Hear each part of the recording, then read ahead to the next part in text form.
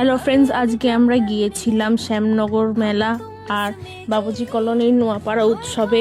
আমি আমার বেস্ট ফ্রেন্ডের সাথে আজকে অনেকদিন পর দেখা করলাম। অনেক মাস ধরে দেখাই হয় না, তাই আমরা হঠাৎ করেই প্ল্যান করে ফেললাম।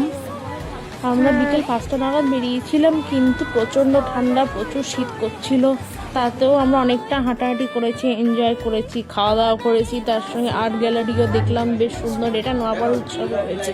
তার সঙ্গে আমরা নাচের পারফরমেন্স দেখলাম, খাওয়া দাওয়া করলাম, ঘোরাঘুরি করলাম। আমরা খুব আনন্দ করেছি, যদিও শীতে ঠকঠক করে কাঁপছিলাম, কারণ প্রচুর শীত পড়েছে। তবুও অনেকটা আনন্দ করেছি।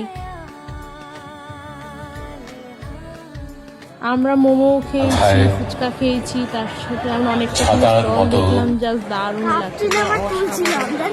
আজকে এইটুকুই থাকে, টাটা।